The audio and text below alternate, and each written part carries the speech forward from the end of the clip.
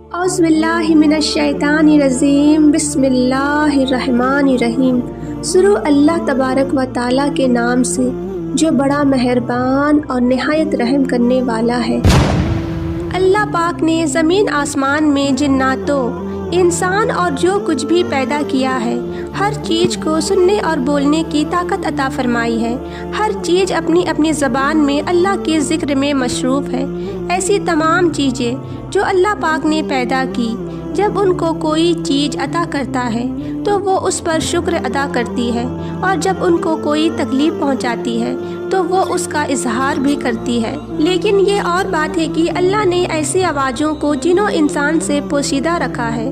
دھرتی یعنی زمین کو ہی لے لیجئے، زمین بولتی بھی ہے، سنتی بھی ہے، خوشی غم کو محسوس بھی کرتی ہے اور اس کا اظہار بھی کرتی ہے۔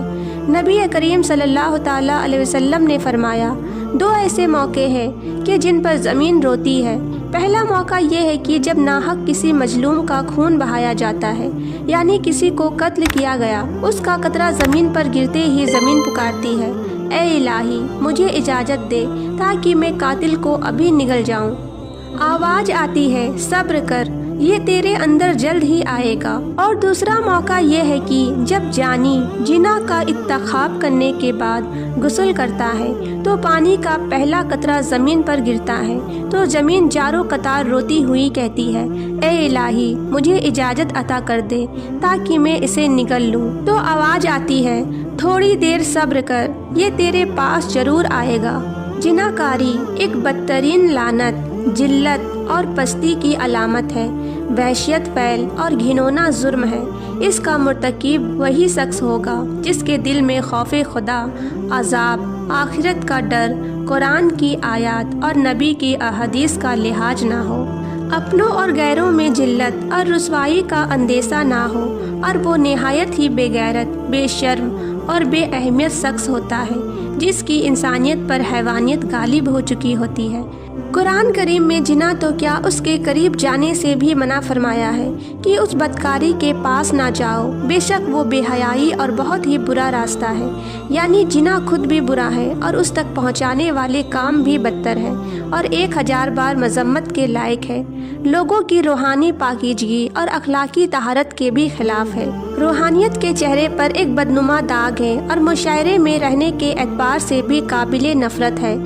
حضرت ابو ہریرہ رضی اللہ تعالیٰ عنہ سے روایت ہے کہ حضور اقدس صلی اللہ تعالیٰ علیہ وسلم نے ارشاد فرمایا، جو عورت کسی قوم میں ناحق اس کو داخل کر دے جو اس قوم کا حصہ نہ ہو، یعنی جنا کیا اور اس سے اولاد پیدا ہوئی، تو اسے اللہ کی رحمت کا حصہ نہیں ملے گا اور اللہ تعالیٰ اسے جنت میں داخل نہیں فرمائے گا۔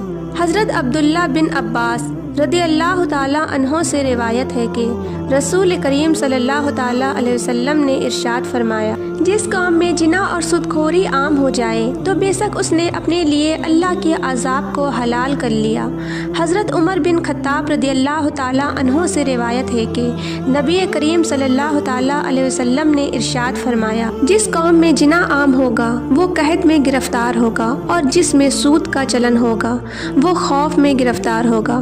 رسول کرم صلی اللہ تعالیٰ علیہ وسلم نے ارشاد فرمایا، ساتوں آسمان اور ساتوں زمینیں بوڑھے جانی پر لعنت کرتی ہے، اور جانیوں کی شرمگاہ کی بدبو جہنم والوں کو ایجا و تکلیف دے گی۔ دوسری جگہ نبی کرم صلی اللہ تعالیٰ علیہ وسلم نے ارشاد فرمایا، جنا سے 6 باتیں ظاہر ہو جاتی ہے، 3 دنیا میں اور 3 آخرت میں۔ دنیا میں جانی کا چہرہ سیاہ ہو جائے گا، اس کے رزق میں تنگی آ جائے گی اور عمر سے برکت نکل جائے گی۔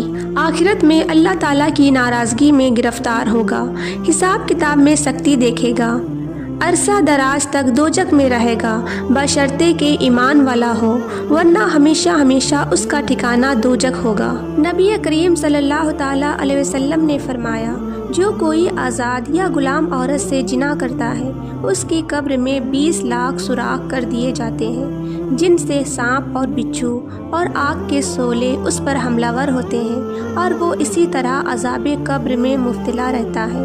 ایک دوسری جگہ نبی کریم صلی اللہ تعالیٰ علیہ وسلم نے فرمایا، 3 قسم کے آدمیوں پر اللہ تعالیٰ نظر رحمت نہیں فرمائے گا، بوڑھا جانی، جھوٹی تقریر کرنے والا حکمران اور تکبر کرنے والا، حضرت محمد مصطفیٰ صلی اللہ تعالیٰ علیہ وسلم نے ارشاد فرمایا، جنا سے 80 سال کی نیکیاں برباد ہو جاتی ہیں، اور دوزخ میں ایک کنواں جانیوں کے لیے تیار کیا جاتا ہے جس میں انہیں عذاب دیا جاتا رہے گا۔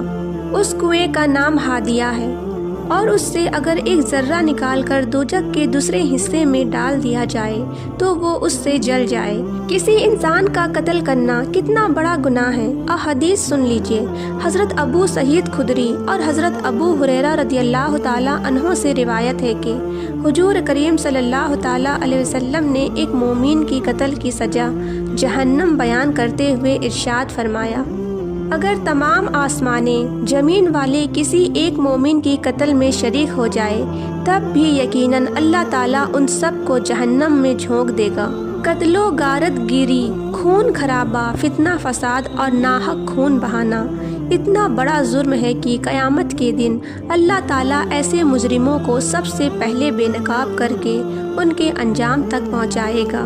حضرت عبداللہ بن مسعود رضی اللہ تعالیٰ عنہ بیان کرتے ہیں کہ حضور نبی کرم صلی اللہ تعالیٰ علیہ وسلم نے خریجی کی شدت بیان کرتے ہوئے ارشاد فرمایا، قیامت کے دن سب سے پہلے خریجی کا فیصلہ سنایا جائے گا۔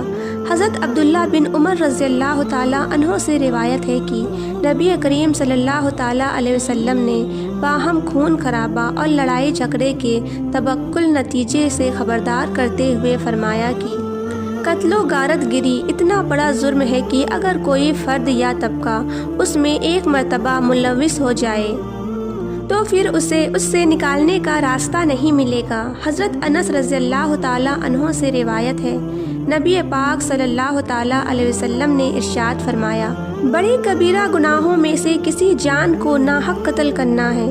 کسی مسلمان کو ناحق قتل کرنے والا قیامت کے دن بڑے خسارے کا شکار ہوگا۔ حضرت ابو بکر صدیق رضی اللہ تعالیٰ عنہ سے روایت ہے کہ نبی کریم صلی اللہ تعالیٰ علیہ وسلم نے ارشاد فرمایا، اگر زمین آسمان والے کسی مسلمان کے قتل پر جمع ہو جائے تو اللہ سب کو اوندھے منہ جہنم میں ڈال دے گا۔ اللہ پاک ہم سب کو نیک اعمال کرنے کی توفیق عطا فرمائے، آمین۔